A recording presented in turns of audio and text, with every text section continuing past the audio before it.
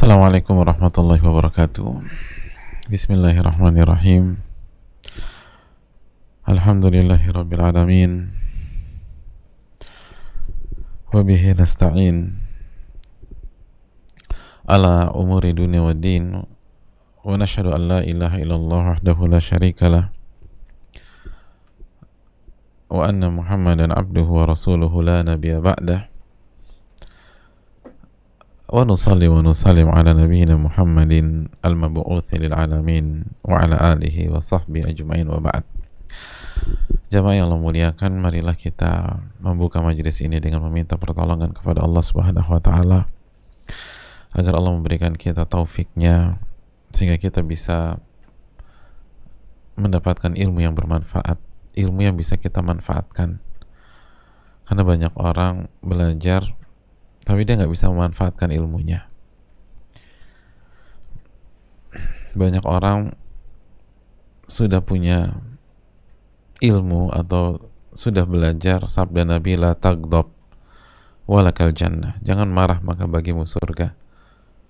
Maka ia padahal dia sudah tahu, tapi dia tidak bisa memanfaatkan hadis di atas. Dia tidak bisa memanfaatkan ilmunya, maka dia isi hari-hari dia dengan marah-marah. Ada banyak orang sudah tahu hadis tabassumuka fi wajhi akhika sadaqah, senyummu di hadapan wajah saudaramu adalah sedekah. Tapi ketika dia melewati saudaranya, dia tidak ada senyum, dia cemberut, dia dingin, dia nggak bisa manfaatkan ilmunya. Dan itu baru hal-hal sederhana, hal-hal keseharian. Kita belum bicara hal fundamental seperti iman kepada Allah, iman kepada takdir. Maka jamaah sekalian butuh taufik dari Allah Subhanahu wa taala. Maka mintalah pertolongan kepada Allah dan bersyukurlah karena Allah memberikan kita kesempatan untuk kembali mempelajari dan meningkatkan iman dan ketakwaan kita. Sebagaimana marilah kita senantiasa menguatkan syahadatain kita, tidak ada ilah yang berhak diibadahi kecuali Allah dan Nabi kita Muhammadin sallallahu alaihi wasallam, hamba dan utusan Allah. Maka marilah kita mengucapkan salawat dan salam kepada beliau, Nabi kita Sayyidina Muhammadin sallallahu alaihi wasallam, beserta para keluarga, para sahabat dan orang-orang yang istiqomah berjalan di bawah naungan sunnah beliau sampai hari kiamat kelak. Jamaah yang Allah muliakan, kembali bersama Al-Imam An-Nawawi rahimahullah, kembali bersama salah satu buku terbaik di dunia, Riyadhus Shalihin, dan kita berada di bab At-Tafakkur fi 'azimi makhluqatillahi ta'ala wa fana'i dunya wa ahwalil akhirah wa sairi umurihima wa taqsiri nafsi wa tahdhibiha wa hamliha ala al-istiqamah.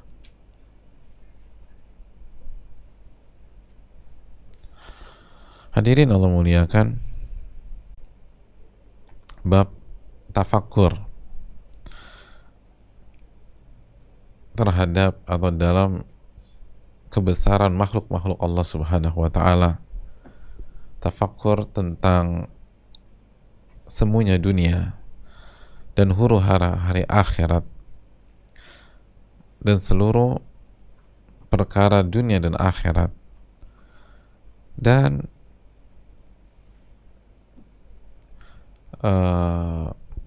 pendekkan angan-angan dan lembutkan jiwa sehingga kita bisa membawa jiwa kita untuk bisa istiqomah di jalan Allah Subhanahu wa taala. Intinya bab tafakkur. Dan kita sudah jelaskan bahwa tafakkur adalah tasarruful qalbi. Tafakkur adalah aktivitas hati, kesibukan hati dalam memahami makna-makna sesuatu dalam rangka mendapatkan apa yang kita inginkan. Tafakkur berarti taraddudil qalbi, sebagaimana dijelaskan Ibnu Faris, kesibukan hati. Dan kita sudah jelaskan surat Saba ayat 46 di pertemuan yang lalu, bahwa Nabi SAW memberikan kita satu nasihat jamaah, an taqumu lillahi mathna wa furada thumma tatafakkaru, hendaknya kalian menghadap Allah Subhanahu wa taala dengan penuh keikhlasan, kalian taat dengan penuh keikhlasan, baik ketika bersama dengan pihak lain maupun ketika sendirian, lalu bertafakurlah.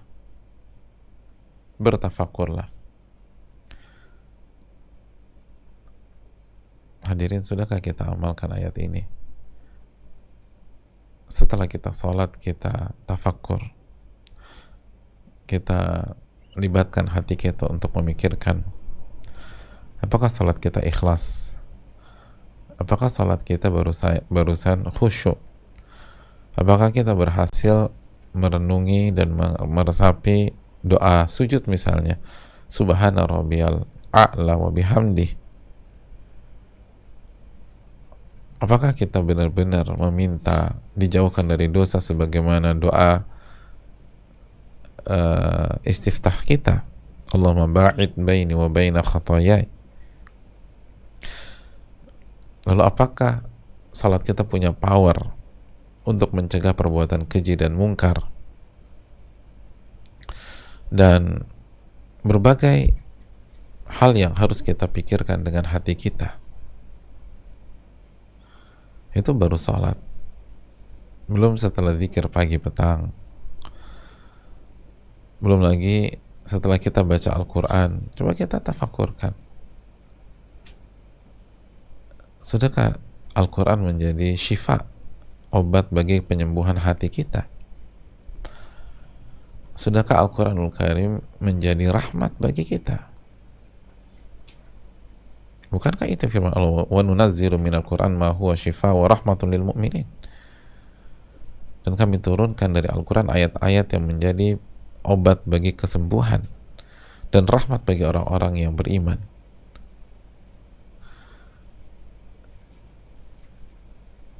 Hadirin Allah muliakan, sudahkah kita merasakan kasih sayang Allah ketika kita bersama Al-Quranul Karim? Ketika kita membaca, ketika kita belajar, ketika kita menghafal, ketika kita mengamalkan atau mendakwahkan.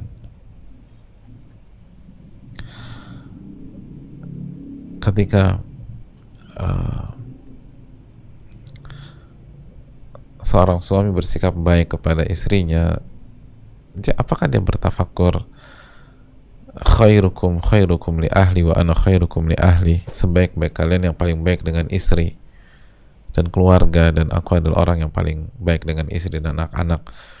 Setelah kita, pada saat kita berusaha jadi suami yang baik, apakah itu diiringi dengan tafakur? Kita aktifkan hati kita bahwa target kita menjadi hamba terbaik,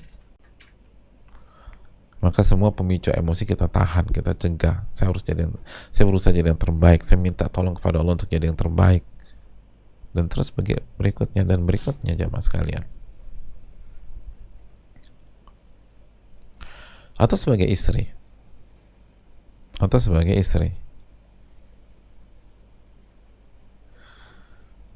ketika kita melayani suami kita, kita taat kepada istri kita,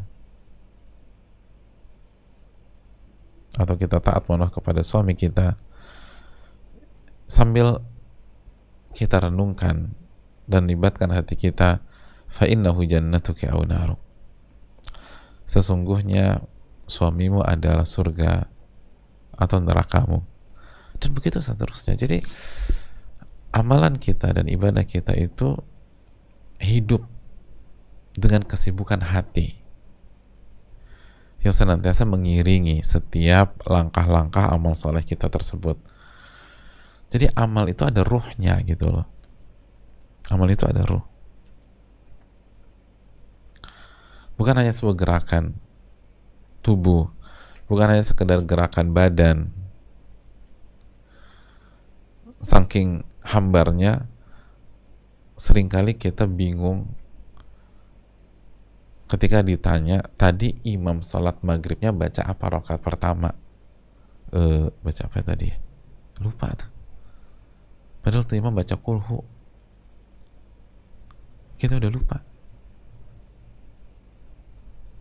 Hadirin Allah muliakan.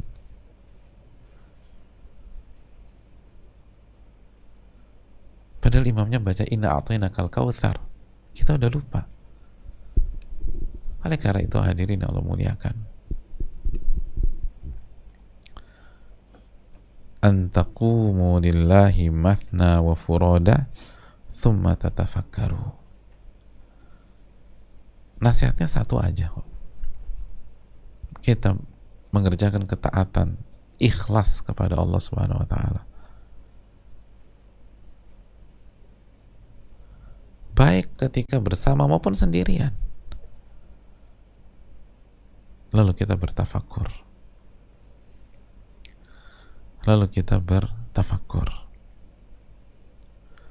Harus ada waktu bertafakur. Kan ini afdalul ibadah. Sebagaimana yang dijelaskan oleh Al-Hasan. Inna min afdalil amalil wara' wa tafakkur. Sesungguhnya di antara amal-amal terbaik wara' dan tafakkur. Gitu jemaah. Makanya dari sini kan kita bisa tahu kenapa, contoh ya, kenapa sholat Jumat bagi banyak di antara kita itu tidak menambah keimanan, nggak menambah ketakwaan. Ya karena pas khotib berkhutbah kita tidur. Ya gimana mau nambah?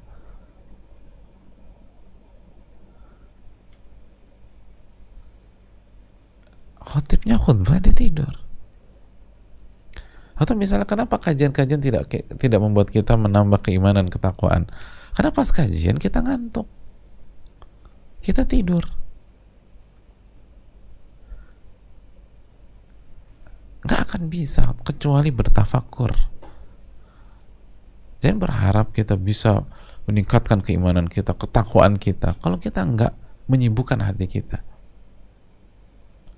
Kita nggak mengaktifkan hati kita.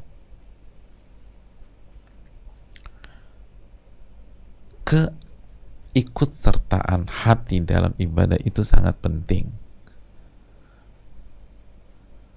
Itu sangat penting. Oleh karena itu hadirin Allah muliakan,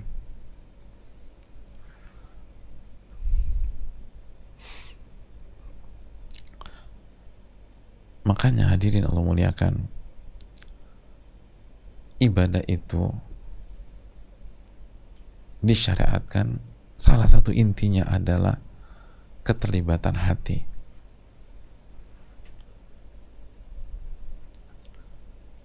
Makanya kan Allah Subhanahu wa taala berfirman dalam surat Thaha ayat 14, wa aqimis salata li dzikri, dan tegakkan salat untuk mengingatku.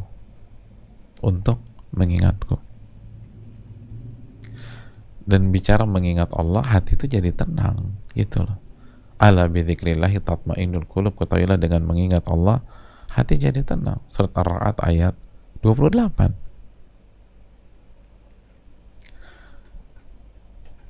Jadi tujuan kita ibadah itu untuk menghidupkan hati, menenangkan hati, membuat hati nyaman. Waqimis salata li dzikri, dan tegakkanlah salat untuk mengingatku. Dan dengan mengingat Allah hati jadi tenang.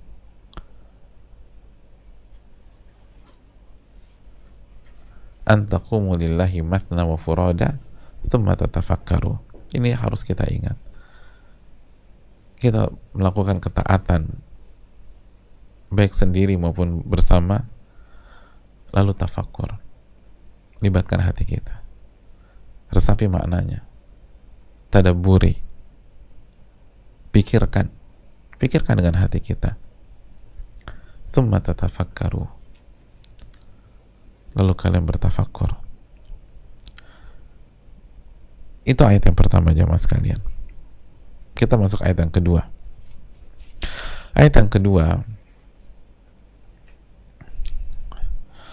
adalah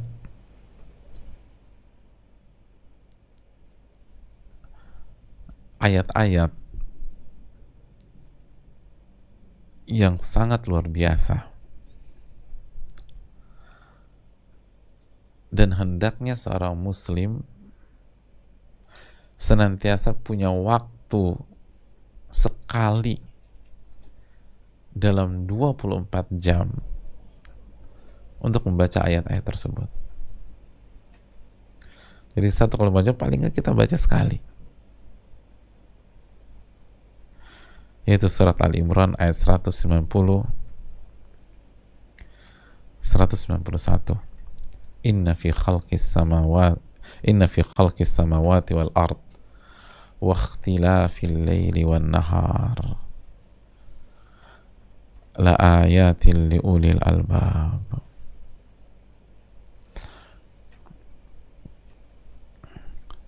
Allah Subhanahu wa taala berfirman, inna fi khalqis samawati wal ard, sesungguhnya di dalam penciptaan langit dan bumi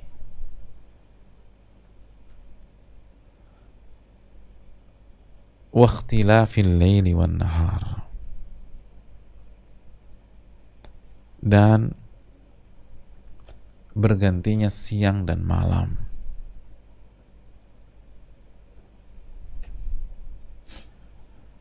la ayatin li ulil albab,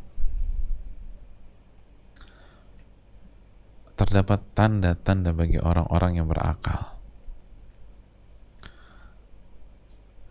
Lalu Imam Nawawi melanjutkan, alladzina yadhkuruna Allah qiyaman wa qu'udan wa 'ala junubihim wa yatafakkaruna fi khalqis samawati wal ard rabbana ma khalaqta hadza batila subhanaka faqina 'adzaban nar.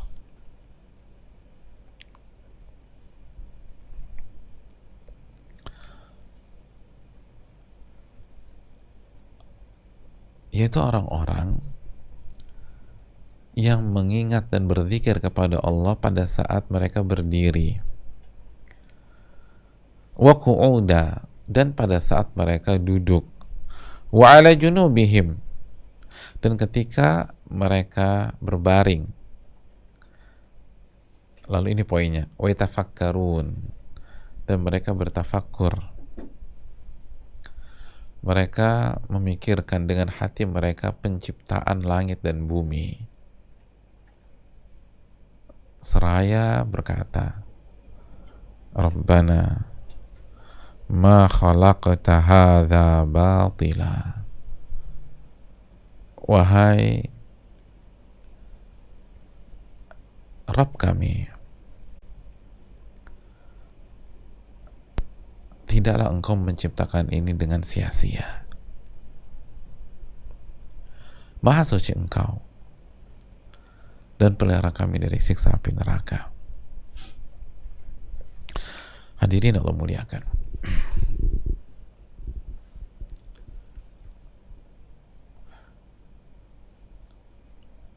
Nabi kita sallallahu alaihi wasallam,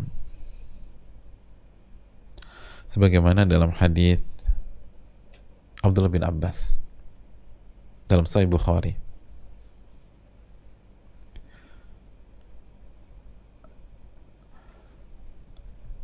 pada saat itu Abdullah bin Abbas menginap di rumah Nabi SAW.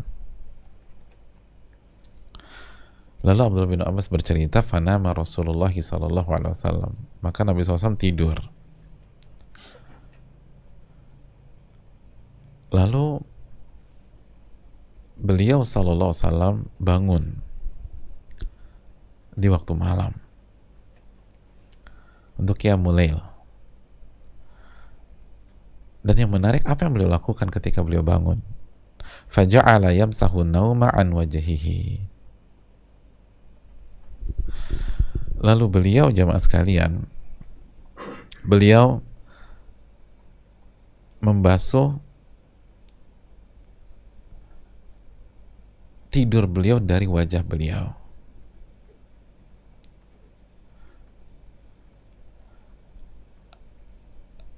Jadi beliau basuh wajahnya dengan tangan bangun tidur.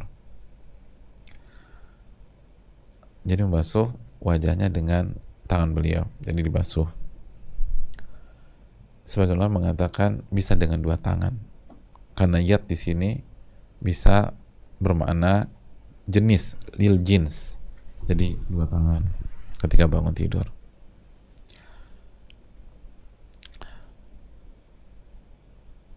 Hadirin Allah muliakan,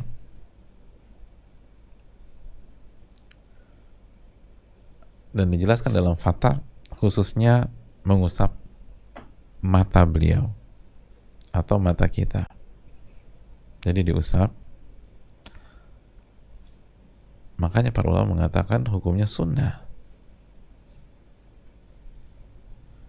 hukumnya sunnah, karena dilakukan oleh Nabi kita SAW. Dan itu sunnahnya ketika kita bangun tidur, usahakan bangun tidur lalu usap ke wajah kita untuk menghilangkan atmosfer tidur gitu loh. Bisa pakai satu tangan, bisa pakai dua tangan. Hadirin Allah muliakan, ثم قرأ الآيات العشر الأواخر من آل عمران. Lalu setelah beliau bangun, beliau membaca 10 ayat terakhir dari surat Ali Imran. 10 ayat terakhir dari surat Ali Imran. Jadi beliau membaca 10 ayat terakhir dari surat Ali Imran. Jadi beliau baca sampai ya ayyuhalladzina amanu sabiru wa sabiru wa rabitu wattaqullaha la'allakum tuflihun, sampai akhir. Jadi beliau baca 10 ayat terakhir dari Ali Imran hatta khatama, sampai ayat terakhir.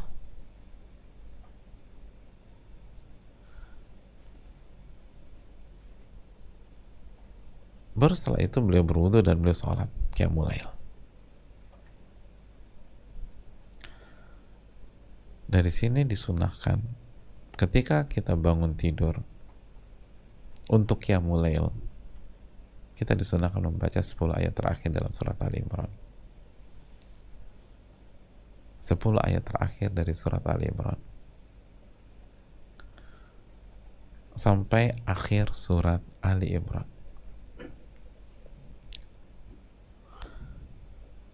Dan jamaah yang Allah muliakan, dan ketika itu kita lakukan, maka kita akan baca alladzina yadhkuruna Allah qiyaman wa qu'udan wa 'ala junubihim wa yatafakkaruna fi khalqis samawati wal ard rabbana ma khalaqta hadza batila subhanaka faqina 'adzabannar. Kita akan membaca yaitu orang-orang yang mengingat Allah pada saat mereka berdiri, pada saat mereka duduk, dan pada saat mereka berbaring. Dan mereka bertafakkur, mereka memikirkan penciptaan langit dan bumi. Lalu mereka berkata, Rabbana ma khalaqta hadza batila.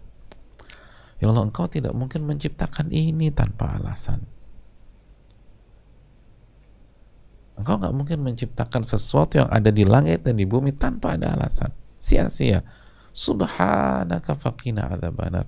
Karena Engkau maha suci. Zat yang maha suci nggak mungkin ngasal. Ya Allah, jagalah diri kami dari siksa api neraka. Jamaah Allah muliakan,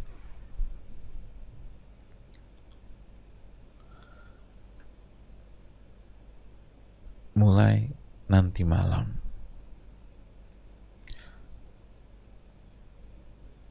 amalkan sunnah Nabi SAW ini. Bangun tidur, usap muka, bisa dengan satu tangan atau dua tangan, Lalu di antara doa yang kita baca selain misal alhamdulilladzi ahyana ba'da ma amatana wa ilaihi nusyur, baca ini. Lalu kita wudu, kalau mau mandi, lalu salat qiyamul lail, tahajud, witir.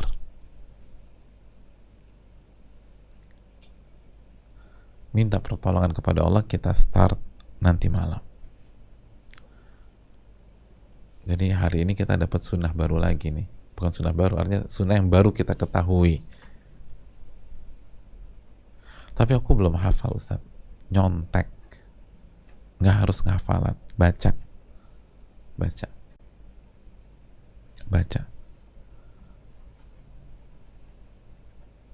Sampai ayat terakhir. Sampai ya ayyuhalladzina amanu sabiru wasabiru warabitu wattaqullaha la'allakum tuflihun. Sampai ayat terakhir. 10 ayat terakhir. Hadirin Allah muliakan. Minta pertolongan sama Allah agar Allah kasih taufik untuk start di nanti malam.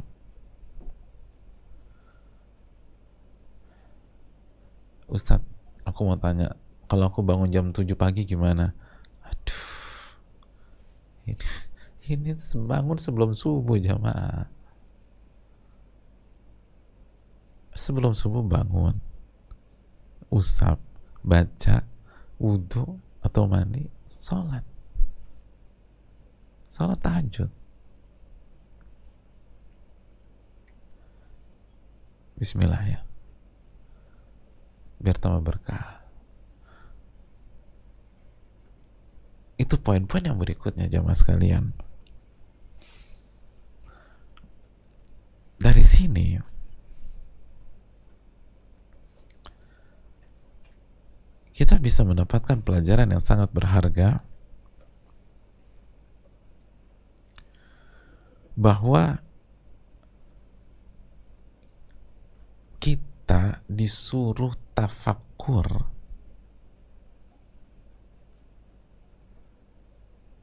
di awal kehidupan kita di sebuah hari.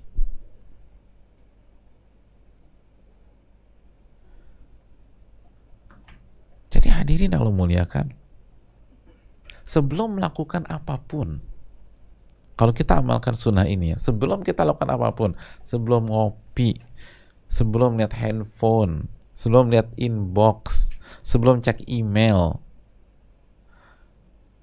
sebelum apa lagi? Biasanya kalau pas bangun apa sih? Sebelum ke dapur, sebelum ngemil, kita diperintahkan dan dianjurkan untuk tafakkur. Karena ayat yang kita baca dari surat Al-Imran mengandung wa yatafakkaruna fi khalqis samawati wal ard. Jadi sebelum ngapa-ngapain, kita diminta melibatkan hati kita, mengaktifkan hati kita, menyibukkan hati kita untuk memikirkan penciptaan makhluk yang ada di langit dan di bumi. Wa yatafakkaruna fi khalqis samawati wal ard. Memikirkan penciptaan langit dan bumi.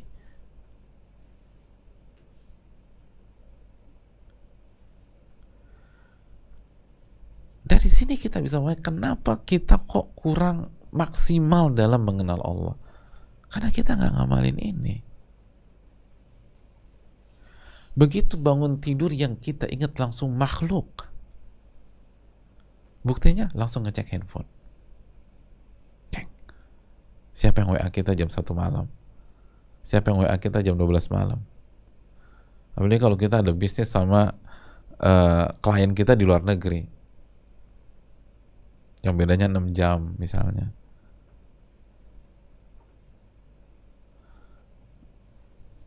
Dia udah kirim email belum, langsung bangun ngecek handphone.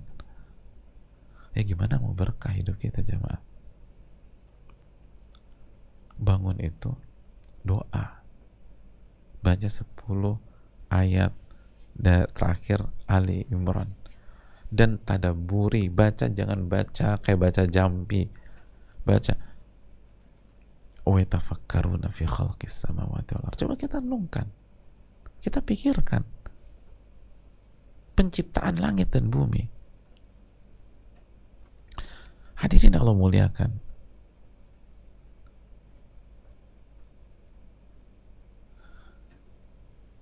renungkan ayat-ayat ini. Inna fi khalqis samawati wal ard wa ikhtilafil laili wan nahar. Sesungguhnya dalam penciptaan langit dan bumi dan bergantinya siang dan malam ada tanda-tanda kebesaran bagi orang-orang yang mau berpikir, yang menggunakan akal sehatnya. Siapa mereka? Alladzina yadhkuruna Allah. Itu orang-orang yang senantiasa mengingat Allah. Mengingat Allah jamaah. Pada saat mereka berdiri, pada saat mereka duduk, dan pada saat mereka berbaring. Kenapa berdiri, duduk, dan berbaring disebutkan? Karena inilah aktivitas keseharian manusia. Manusia tuh kalau nggak berdiri, duduk, ya berbaring. Secara umum demikian. Sebagian ulama menjelaskan tafsirnya, kalau kita buka buku tafsir, dalam sholat maupun di luar sholat. Karena qiyam di sini bisa diartikan dalam sholat. Itu orang-orang yang mengingat Allah dalam sholatnya dan di luar sholat. Dari sini kita bisa paham kenapa hidup kita nggak berkah. Karena jangankan di luar sholat, saat sholat aja kita ingat makhluk, bukan ingat Allah. Ingat kunci mobil lah, yang keselip. Ingat handphone ada di mana ya. Ingat menu sarapan. Ingat mau makan siang di mana. Bro, kita makan siang dulu, kita sholat zuhur dulu. Siapa tahu dapat ide. Bayangkan, sholat zuhur siapa tahu dapat ide. Habis sholat, gimana? Ya tadi pas sholat gue kepikiran. Itu kan restoran ada baru di depan rumah tuh, di depan kantor kita. Kita cobain. Ya Allah. Jadi sholat tuh untuk ingat restoran. Makanya hidup kita begini tuh. Iman gak nambah-nambah. Kita gak tafakur. Padahal orang-orang beriman, alladzina yadhkuruna Allah qiyaman. Ketika berdiri mereka ingat Allah. Ketika duduk mereka ingat Allah. Berarti kan ketika duduk rapat tuh ingat Allah. Ini meeting gak sholat Jumat? Gara-gara meeting nggak sholat zuhur, subhanallah. Gimana mau berkat tuh hidup? Harusnya duduk meeting tuh yang diingat Allah. Ini kita kembalikan. Dan dalam semua aktivitas kita yang kita ingat Allah Jalla wa'ala.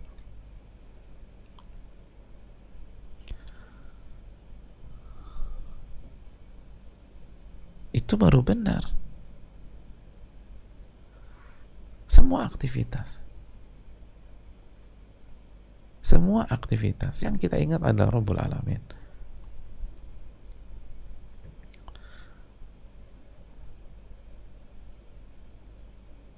Hadirin Allah muliakan,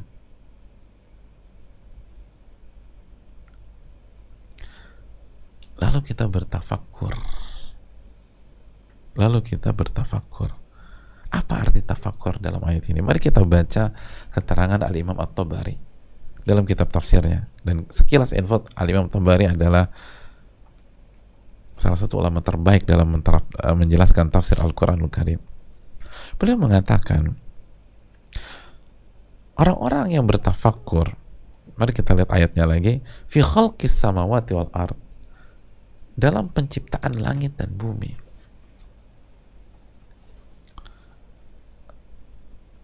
Adalah orang-orang ya'tabirun bisun'ati sani'i dzalik, mengambil ibrah dari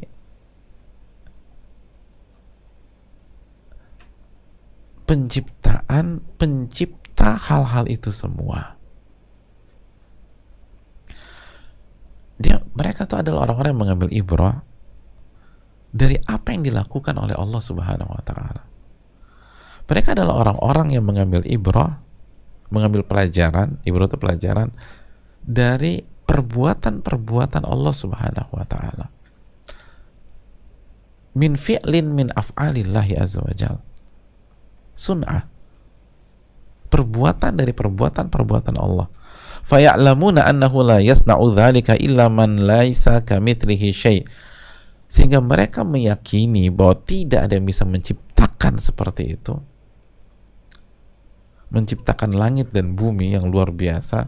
Nanti kita akan bahas bagaimana langit di ayat berikutnya. Sehingga mereka yakin tidak yang bisa menciptakan langit tanpa tiang, jemaah. Dan bumi seperti ini kecuali zat yang tidak ada yang semisal dengannya, Allah Subhanahu wa taala. Wa man huwa maliku kulli syai'. Dan yang menciptakan pastilah yang memiliki segala sesuatu. Dan yang menciptakan pastilah yang memberikan rizki terhadap segala sesuatu. Dan pencipta segala sesuatu dan pengatur segala sesuatu. Wa man huwa ala kulli syai'in qadir. Dan ia maha berkuasa atas segala sesuatu. Wa biyadihil igna wal ifqar. Dan di tangannya lah kemampuan yang akan menundukkan seluruh pihak dan tidak butuh segala sesuatu. Hadirin Allah muliakan. Dan di tanganlah kesengsaraan dan kebahagiaan.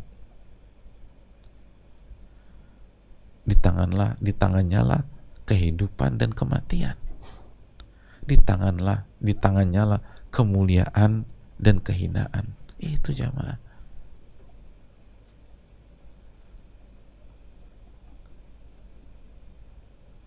Jadi tafakur yang benar adalah tafakur memikirkan perbuatan-perbuatan Allah Subhanahu wa taala. Lalu disambungkan dengan nama-nama dan sifat Allah Subhanahu wa taala.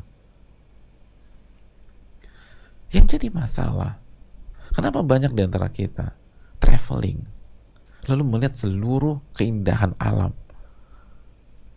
ngelihat sunrise di Bromo misalnya, ngelihat bagaimana Raja Ampat dan berbagai macam view yang begitu indah. Dalih mereka apa sih? Mau tafakur alam. Tapi begitu ngeliat sunrise nggak sholat subuh, gimana coba jemaah? Ngeliat sunrise nih, masya Allah sih pas ngeliat sunrise, tapi nggak sholat subuh. Mas udah sholat subuh, nanti habis sunrise. Loh, habis sunrise itu artinya subuh udah habis, mas. Kok nanti habis sunrise? Sayang ini sunrise ini, mak. Ini langka. Kita nih jalan naik ke atas untuk lihat sunrise. Kenapa demikian? Karena ada kesalahan. Yang pertama, kita tafakur tidak pakai hati. Yang kedua, tafakur kita tertuju pada makhluk itu sendiri. Jadi akhirnya kita kagum sama makhluk, bukan siapa penciptanya. Sedangkan Al-Imam Tabari mengatakan hendaknya yang kita pikirkan itu sun'ahnya, perbuatan Allahnya. Kok bisa Allah buat seperti ini? Yang buat seperti ini pastilah penguasa segala sesuatu, yang di tangannya kematian dan kehidupan, yang di tangannya kemuliaan dan kehinaan, dan di tangannya lah kebahagiaan dan kesengsaraan. Itu harusnya.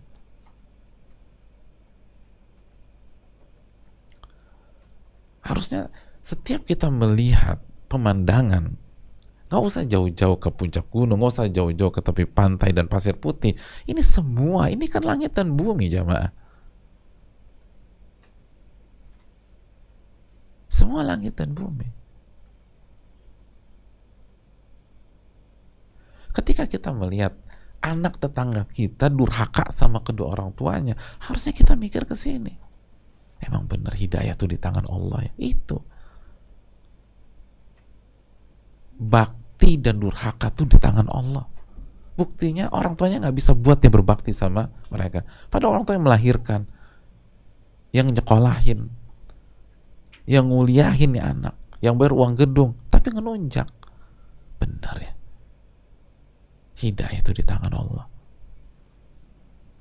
Bukan di tangan ayah, bukan tangan ibu. Tuh anak udah dibaik-baikin dari dulu, tetap aja kurang ajar. berarti saya harus minta hidayah kepada Allah. Harusnya kan gitu. Harusnya demikian.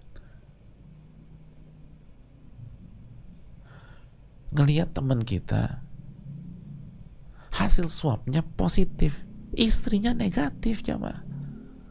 Padahal selama ini tidur bareng, aktivitas bareng di suami istri, suaminya positif, istrinya negatif. Ketika kita ngelihat, baca berita atau dapat dengar, kenapa iman kita nggak nambah? Karena fokusnya ke si makhluk itu.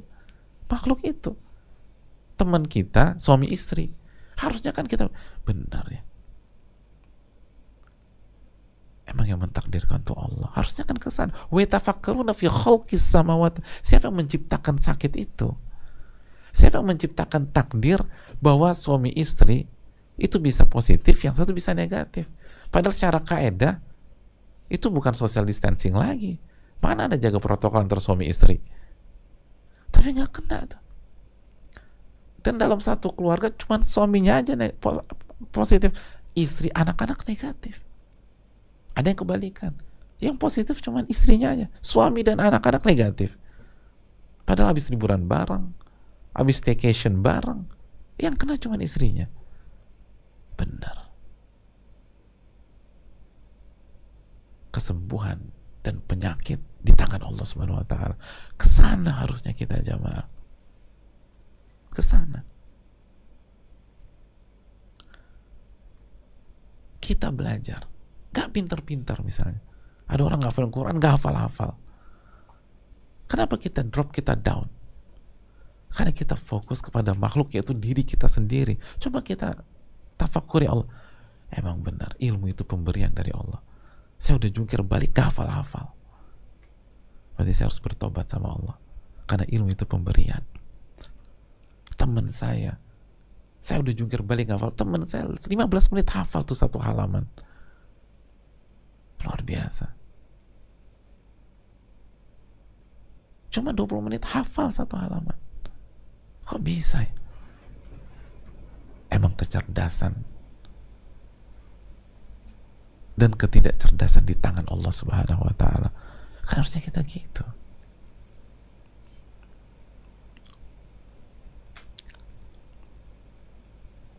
Kita demikian.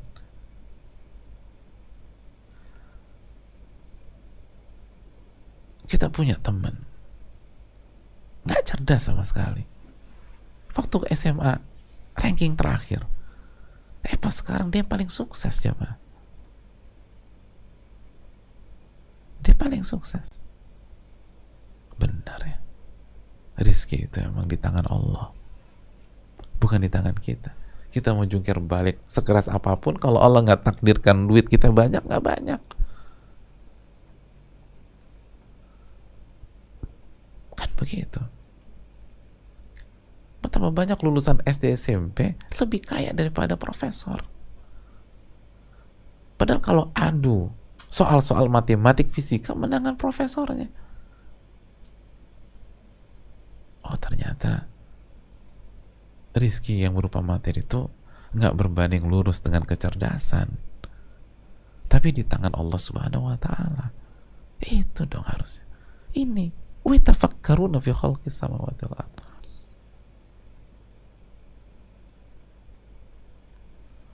Berarti kita harus cari hidayah sama Allah. Harus cari hidayah. Coba kalau setiap pagi abis bangun tidur aktivitas kita kayak begini, jamaah. Luar biasa. Sebelum ngapa-ngapain, bahkan sebelum mandi, sebelum wudhu, kan Nabi baca itu baru wudhu, baru sholat qiyamul lail. Baca ini dan direnungkan, baca tuh renungkan. Alladzina yadhkuruna Allah qiyaman wa qu'udan wa 'ala junubihim wa yatafakkaruna fi khalqis samawati wal ardh. Makanya kan kesimpulannya apa? Rabbana ma khalaqta hadza batila. Wahai Rabb kami, engkau nggak mungkin menciptakan sesuatu tanpa ada alasan. Pasti mengandung hikmah. Pasti. Coba hari ini misalnya kita di PHK nih, malamnya tidur bangun baca nih ayat. Rabbana ma khalaqta hadza batila. Ngerenung aja. Iya ya. Saya di PHK pasti ada hikmah nih. Karena Allah nggak mungkin mentakdirkan dan menciptakan sesuatu tanpa ada hikmah. Percaya diri lagi hari itu. Saya harus bangkit. Pasti ada hikmah. Kenapa saya di PHK hari ini? Subhanaka faqina adzabannar. Maha suci engkau ya Allah. Allah tuh maha suci jamaah. Maha suci dari apa? Kata para ulama, maha suci dari keburukan dan ketidaksempurnaan. Artinya perbuatan dan sifat Allah pasti terbaik dengan standar, dengan kualitas terbaik yang sempurna. Jadi bukan hanya baik aja, tapi sempurna. Nah, zat yang maha suci itu kan gak mungkin ngezolimin kita, hadirin. Walaupun terkesan takdirnya hari-hari ini beratnya minta ampun. Makanya kita baca subhanaka faqina adzabannar. Engkau gak mungkin menciptakan hari-hari ini tanpa ada alasan. Ini pasti ada hikmah. Maha suci engkau. Lalu pikiran kita bawa ke akhirat. Subhanaka faqina adzabannar. Ya Allah, lindungilah kami dari siksa api neraka. Karena hidup itu seringkali butuh pengalian isu jamaah. Semua rasa sakit di dunia nggak ada apa-apanya dibanding pedihnya api neraka. Maka kita berpikir jauh yang lebih besar. Jauh yang lebih besar. Hadirin gini loh jamaah. Apabila ada orang ini bukan jamaah sekalian, ini ada contohnya, ada orang dia jerawatan di wajahnya, lalu punggungnya panuan, kakinya kutu air, jempolnya cantengan, dan selama akhir-akhir ini itu yang diribetin, itu yang disibukkan. Dia sibuk ngurus jerawatnya, sibuk ngurus panunya, sibuk ngurus kutu airnya dan lain sebagainya.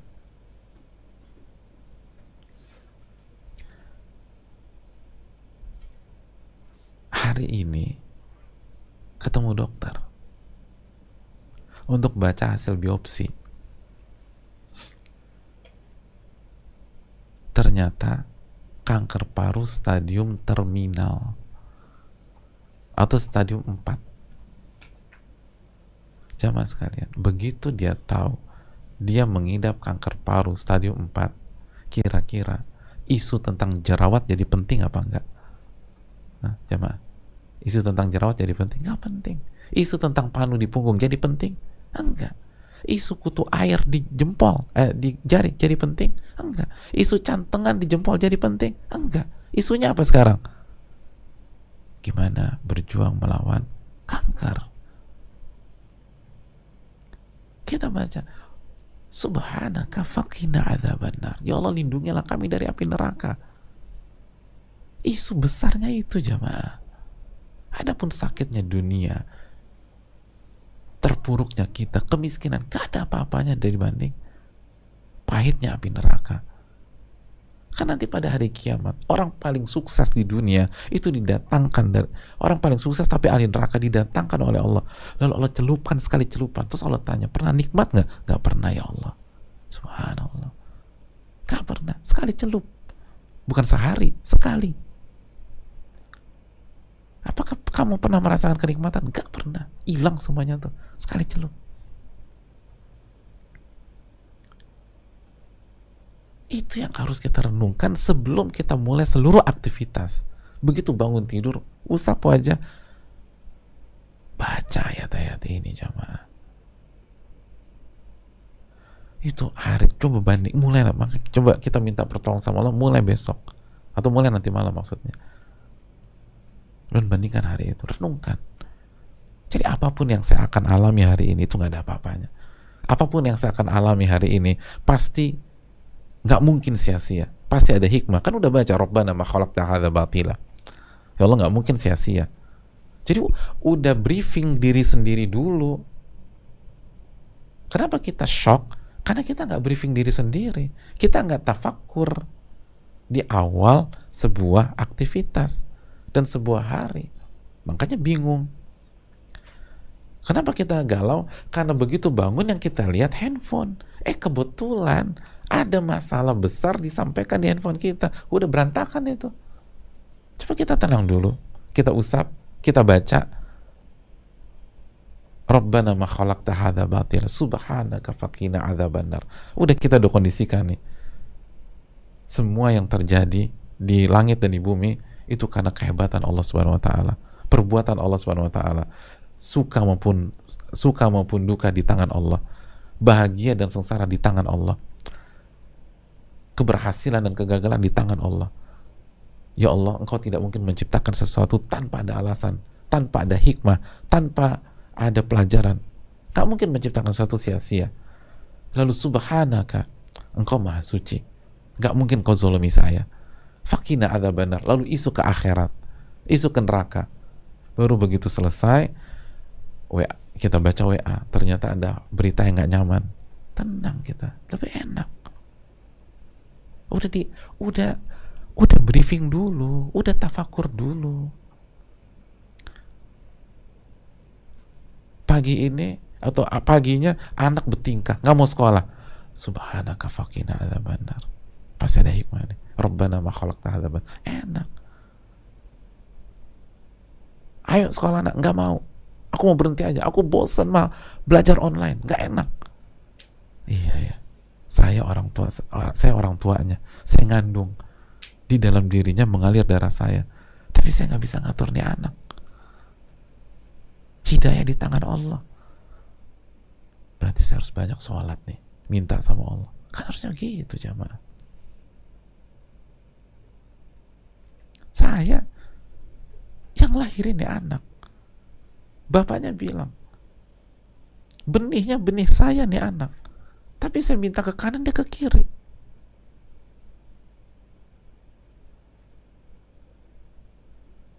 Disuruh mandi, dia kecebur got. Karena main, cebur deh. Disuruh belajar, kabur nih anak. Berarti di tangan Allah, bukan di tangan saya. Saya harus minta sama Allah Subhanahu wa taala. Kan begitu hadirin. Lalu timbul rasa optimis. Ini pasti ada hikmah. Rabbana ma khalaqta hadza batila. Pasti ada hikmah nih. Subhanaka, karena Engkau maha suci. Gak mungkin menciptakan sesuatu yang buruk kepada saya. Lalu orientasi akhirat. Qina adzabannar. Ya Allah, jaga saya dari api neraka. Kebayang gak sih dampaknya tuh kalau kita start dengan begini? Ingat, start menentukan hadirin. Start menentukan. Pembalap terbaik aja kalau start dari posisi paling buncit kayaknya dia nggak juara di seri itu. Ini start kita dalam sebuah hari. Start kita. Bangun tidur baca ini. Ini start. Start sangat menentukan. Memang bukan segalanya, tapi sangat menentukan jalannya pertandingan dan kehidupan. Hati dimainkan. Pokoknya ngelihat segala sesuatu, hati mengatakan ini perbuatan Allah. Kan begitu jamaah. Istri nggak mau diatur, atau suami egois dan zalim. Kalau hati kita fokus ke istri kita, kalau hati kita fokus ke suami kita, yang terjadi apa? Kita bisa stres hadirin. Tapi coba kita tafakur. Istri saya nggak diatur. Ini dibalik ini, siapa yang mentakdirkan? Allah Subhanahu wa taala. Berarti pasti ada hikmah. Rabbana ma khalaqta hadza batila. Engkau nggak mungkin menciptakan episode pagi ini, istri kita nggak bisa diatur kecuali karena ada hikmah. Kembali ke Allah. Kalau kita ingat suami kita yang egois, siapa sih istrinya yang nggak males dan nggak mules hadirin? Ini laki-laki egoisnya minta ampun. Tapi coba kita renungkan, siapa yang menciptakan episode pada siang hari ini sehingga suami kita egoisnya minta ampun? Allah Subhanahu wa taala. Maka Allah nggak mungkin menciptakan sesuatu tanpa ada alasan, tanpa ada hikmah. Berarti saya harus kembali kepada Allah, karena di tangannya lah kebahagiaan dan kesengsaraan. Subhanallah.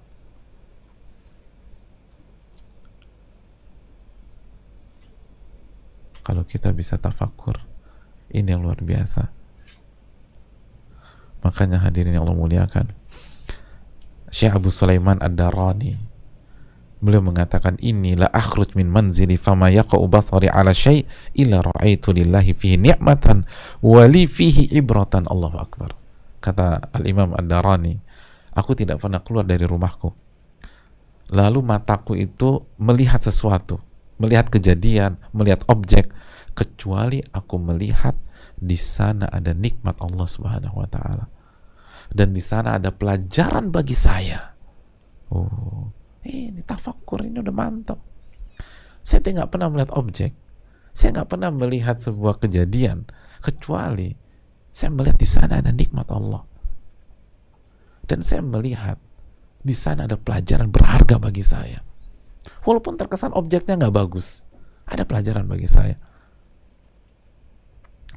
Makanya Bishr bin Al-Harith Al-Hafi mengatakan, lau tafakkaran nasu fi azamatillah, kalau saja manusia itu bertafakkur tentang kebesaran Allah Subhanahu wa taala, kemaha agungan Allah Subhanahu wa taala, ma'asallaha jalla wa ala, mereka nggak akan berani bermaksiat kepada Allah. Yang jadi masalah ketika kita melihat objek atau kejadian, kita melihat sebatas makhluk itu saja. Harusnya kita melihat bahwa ini adalah perbuatan Allah Subhanahu wa taala yang pasti mengandung berbagai macam hikmah. Maka orang-orang beriman mengatakan, Rabbana ma khalaqta hadza batila subhanaka faqina adzabannar. Ini yang bisa disampaikan, semoga bermanfaat. Ini ayat luar biasa, dan minta pertolongan kepada Allah agar kita mulai nanti malam habis bangun, ngapain jamaah? Usap wajah kita, hilangkan suasana tidur, lalu baca doa, baca alhamdulilladzi ahyana ba'da ma amata wa ilayhi nusyur, baca ayat-ayat ini, direnungkan, renungkan. Kalau kita bisa sama gadget 2 jam, masa nggak bisa renungkan ini? 15 menit aja renungkan, evaluasi tadi malam, kemarin, lalu persiapan untuk aktivitas pagi dan hari ini. Ini bisa disampaikan, jazakallahu khairan. Semoga bermanfaat. Semoga Allah menerima amal ibadah kita, memberikan kita ilmu yang bermanfaat dan menjauhkan kita dari ilmu yang tidak bermanfaat. Subhanakallahumma wa bihamdika, la ilaha illa anta, astaghfiruka wa atubu ilaik. Assalamualaikum warahmatullahi wabarakatuh.